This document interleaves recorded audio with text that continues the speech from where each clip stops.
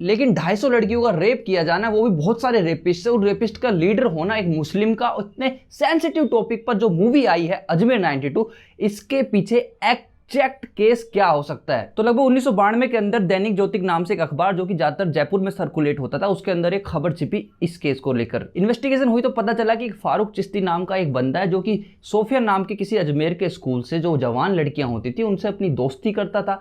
फिर उसके बाद में उनको अपने फार्म हाउस पे बुलाकर उनका रेप करके उनकी अश्लील फोटोज खींचता था, और इसी तरीके से उस लड़की को बोलता था कि दूसरी लड़की से हमें इंट्रोड्यूस कराओ किसी भी वजह के चलते हुए, और इस तरीके से ये क्रम चलता रहता था। पुलिस की जानकारी में ये मामला लगभग 1 साल पहले ही आ गया था, लेकिन ऐसा रिकॉर्ड्स में मेंशन है कि फारूक चिश्ती उस परिवार से बिलोंग रखता था जो कि अजमेर शरीफ दरगाह का रख रखाव करती थी, और वहीं पर उनके अच्छी खासी पहुंच थी ऊपर तक। और साथ के साथ में प्रशासन ने हिंदू मुस्लिम दंगे ना छिड़े इस वजह से इसके ऊपर ज्यादा रोशनी नहीं डाली। लेकिन जब ये केस अखबार में आया और खबर हाईलाइट हुई, और इस केस के हाईलाइट होने से बहुत सी लड़कियां जो कि बदनाम हो चुकी थी उन्होंने सुसाइड करना शुरू कर दिया। अजमेर के लोग सड़कों पे उतर आए और 3 दिन तक एक बंद भी किया गया इन रेपिस्ट्स के खिलाफ। सितंबर 1992 के अंदर लगभग 18 लोगों के ऊपर इल्जाम लगाए गए और उनमें से 8 लोगों को उम्र कैद की सजा सुना दी गई। हालांकि उनमें से 4 को 2001 में न्यायालय ने बरी कर दिया और 2007 के अंदर फारूक चिश्ती को दोषी ठहराया गया 1992 से लेकर 2007 के अंदर। लेकिन 2013 के अंदर उच्च न्यायालय ने उन्हें समय पर रिहा कर दिया। अब क्यों रिहा कर दिया और इतना टाइम क्यों लगा, ये तो देखो आपको मूवी देख के ही पता लगाना होगा। ऐसा भी सुनने में आया था कि जो कल्प्रिट्स है उनका कनेक्शन ISI,